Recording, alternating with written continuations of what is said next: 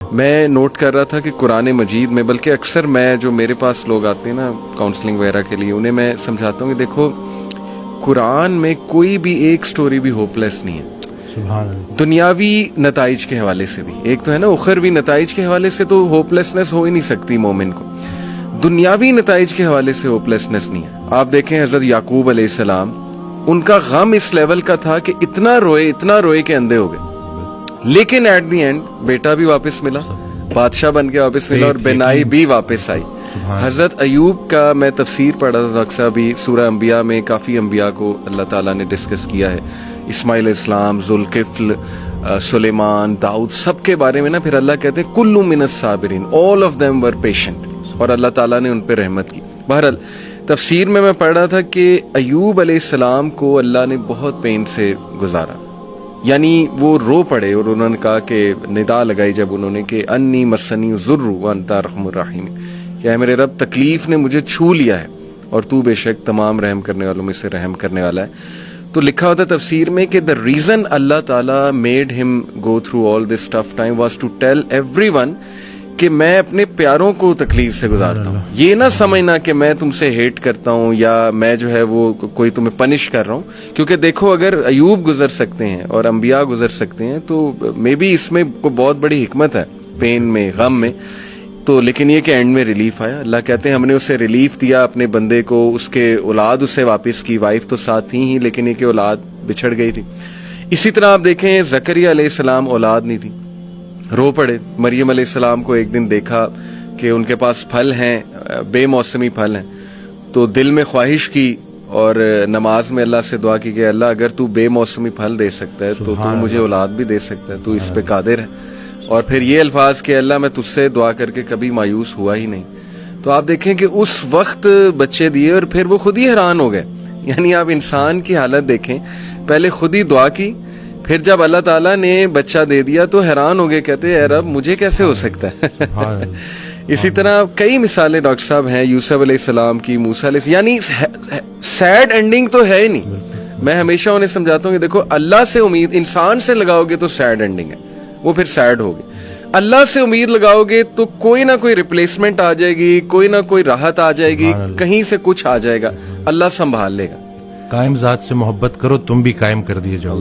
تو قائم ذات سے محبت کرنی ہے. اور باقی اکثر میرے پاس بھی آتے ہیں تو کہتے ہیں آپ موت سے، کیونکہ موت ہر کسی ڈر تو لگتا ہے نا، کہ کسی ہم لوگوں کا تو کانسیپٹ اس طرح سے، تو کہتے تو کیا مطلب بس موت کا؟ میں نے کہا نہیں، زندگی کا شکر ادا کرنا ہے، موت کا انتظار کرنا ہے. اللہ، زندگی کا شکر ادا کرنا ہے، موت کا انتظار کرنا ہے، کہ لائف گزارنی ہے، اور لیکن اس کے ساتھ کوئی زیادہ پکا پلان نہیں بنانا یہاں کا. پہلے یہ سوال یہ سوچو کہ اللہ نے بھیجا کیوں، صحیح بات، اور پھر سوچے کہ واپس کیوں بلا رہا ہے.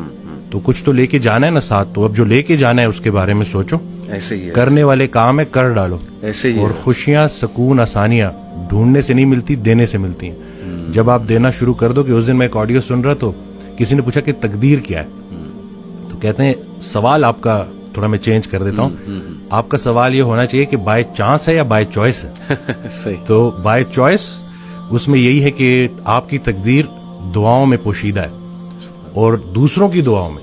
اللہ، وہ ایک شخص ان کے پاس گیا کہ بڑا پریشان ہوں، حل بتائیں. تو کہتے ہیں آسان حل ہے، کوئی شخص تلاش کرو جو تمہیں دعا دے، لیکن ایک شرط ہے، اسے بولنا نہ پڑے کہ میرے لیے دعا دو، وہ تمہیں دیکھے اور دعا دے. اس کی زندگی میں کچھ ایسا کر جاؤ کہ وہ تمہیں دیکھے اور دعا دے. تو یہ جو مین جو کہتے ہیں نا کہ جتنا جتنا انسان اللہ کے قریب ہوتا جاتا ہے اتنا اتنا اس کی مخلوق کے قریب ہوتا جاتا ہے. بلکہ حضرت کے ایک جملے نے تو میری لائف ہی چینج کر دی. اور وہ جو میری دیکھیں، کوئی ایک بعض اوقات انسان بڑی کتابیں پڑھتا ہے اور بعض اوقات ایک جملہ.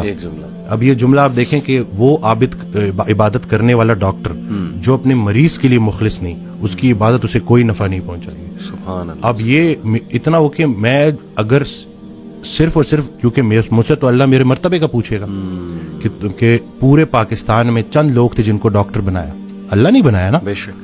اور پھر اس کے بعد کیوں بنایا؟ کہ تم نافع علم حاصل کر رہے تھے جس سے مخلوق کا نفع ہو. اب یہ بتاؤ کہ کتنے لوگوں کا نفع ہوا. قبر میں نعمتیں دینے والا نعمتوں کے متعلق پوچھے گا کہ دی تو تجھے میں نے نعمتیں تھی تاکہ تو میرے قریب ہو جائے، تو میری نعمتیں استعمال کر کے جہنم تک کیسے پہنچ گیا. اور غافل کی آنکھ تب کھلتی ہے جب بند ہونے والی ہوتی ہے. بلکہ ایک اور جملہ کہ ہم زندگی فرعون کی مانگتے ہیں اور عاقبت موسیٰ کی مانگتے ہیں. تو یہ دیکھ لینا کہ اگر آپ کی نماز کا عمل آپ کی زندگی میں ظاہر ہونا چاہیے. اور باقی یہ ہے کہ اللہ تعالیٰ ہمیں نہیں پتا کہ کون سی چھوٹی نیکی کدھر جا کے ہمیں. صحیح بات ہے. تو یہ بس. اور دوسرا ہے کہ جو ماشاءاللہ آپ کام کر رہے ہیں بچوں کو لے کے کہ کیوں گناہ خطرناک ہے روح کے لیے. جی.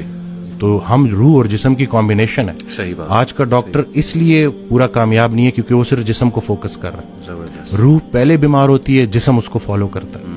میں ایک کتاب لکھنے کی کوشش کر رہا ہوں تو اس میں نے ایک جگہ لکھا کہ جب ہم روزہ رکھتے ہیں تو پرانا بلیف یہی تھا, جتنے بھی مسلم جو حکیم تھے, جو بڑے بڑے ڈاکٹرز تھے, ان کا یہ بلیف تھا کہ روح پہلے بیمار ہوتی ہے, صحیح, جسم اس کو فالو کرتا ہے. تو جب ہم روزہ رکھتے ہیں کھا تو کچھ بھی نہیں رہے بالکل, لیکن روح اسٹرانگ ہونی شروع ہوتی ہے اور پھر جسم اس کو فالو کرتا ہے. کیا بات. ابھی ریسرچ ہے 3 دن کا فاقہ, ٹھیک ہے نا, 3 دن اگر آپ نے فاسٹنگ کی ہے پرولونگ, اور اس کے بعد اگر آپ میل لیتے ہیں تو آپ کی باڈی کے اندر سٹیم سیل موبلائزیشن ہوتی ہے. اور جتنے پرانے خلیے ہیں ان کو نئے سرے سے باڈی بناتی ہے دوبارہ سے. یہ سٹیم سیل موبلائزیشن فاسٹنگ کے ذریعے. اور ٹافیجی 2016 یا 17 کا نوبل پرائز ون کر چکا ہے بندہ. تو کچھ بھی نیا نہیں ہے, بس وہی پرانی کے جتنا خوراک ضروری ہے اس سے خوراک سے دور رہنا ضروری ہے. اور خیال بھی ایک خوراک ہے, صرف رزق کھانا پینا تو نہیں ہے. تو اب آپ دیکھیں کہ آپ اپنے آپ کو کن خیالات سے فیڈ کر رہے ہیں. منفی منفی منفی, وہ تھاٹس بیکم تھنگس. یہ جب آپ کی سوچ اتنی نیگیٹو ہو جائے نا تو پھر وہ جسمانی شکل اختیار کرتی ہے.